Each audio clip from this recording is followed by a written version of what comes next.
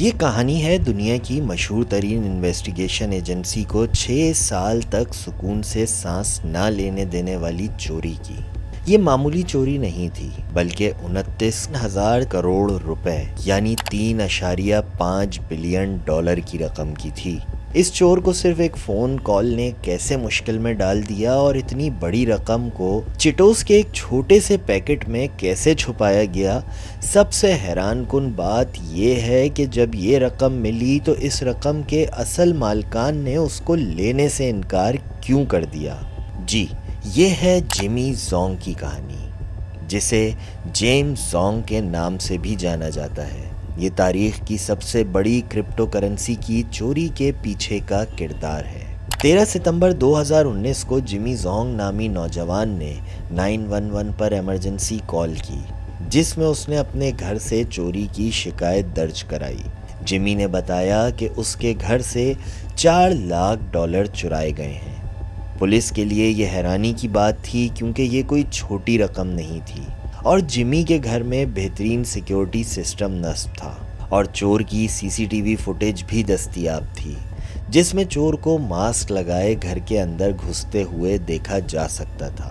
Jamie Zhong University of Georgia کا graduate تھا اور اپنی شاہ خرچیوں کی وجہ سے مشہور تھا۔ وہ ہر پارٹی میں لاکھوں ڈالر خرچ کرتا، اپنے دوستوں کو مہنگے تحفے دیتا اور پرائیویٹ جیٹ کے ذریعے سفر کرتا تھا۔ مطلب وہ جہاں جاتا پیسوں کی بارش کر دیتا۔ تبھی اس کے دوست اس کے ساتھ جڑے ہوئے تھے۔ اس کی شایان شان زندگی دیکھ کر اکثر دوست اس سے پوچھا کرتے تھے کہ اس کی کمائی کا ذریعہ کیا ہے، جس پر وہ کہتا کہ میں بٹ کوائن ٹریڈنگ کرتا ہوں۔ چونکہ اس وقت بٹ کوائن کا عروج تھا تو وہ اس کی بات پر بآسانی یقین بھی کر لیتے، لیکن چونکہ اس وقت پولیس کو یہ معلوم نہیں تھا تو ان کے لیے سب سے بڑا سوال یہ تھا کہ جیمی اتنی دولت کہاں سے لا رہا ہے، اس کی سورس آف انکم کیا ہے۔ تحقیقات کے دوران جیمی نے بتایا کہ وہ ایک کرپٹو کرنسی ٹریڈر ہے۔ جیمی زونگ صرف ایک کاروباری شخصیت نہیں تھا، وہ ایک ایسا شخص تھا جس کے ذہن میں ایک اسکیم تھی، ایک ایسی اسکیم جو کرپٹو کرنسی کی تاریخ میں ایک سنگین چوری بن کر سامنے آئی۔ یہ چوری کرپٹو کرنسی کی دنیا میں ایک سنسنی خیز حادثہ تھا، جس نے دنیا بھر میں کرپٹو کرنسی کے حوالے سے قانون سازی اور نگرانی کے معاملات کو بھی اجاگر کیا۔ جیمی زونگ کے بیان کے بعد جب پولیس نے مزید گہرائی میں جا کر اس کے بٹ کوائن اکاؤنٹس اور لین دین کو دیکھا تو پتہ چلا کہ اس کا تعلق 2012 میں سلک روڈ کرپٹو ہائز سے ہے۔ یہ ایک غیر قانونی ڈارک ویب سائٹ تھی جہاں اسلحہ اور منشیات کی خرید و فروخت ہوتی تھی۔ اسی سائٹ سے 51,680 بٹ کوائن چرائے گئے تھے۔ قانون نافذ کرنے والے اداروں نے اس کی سرگرمیوں کی تحقیقات شروع کی اور جلد ہی اس کی بٹ کوائن چوری کے حوالے سے ثبوت اکٹھے کر دیے۔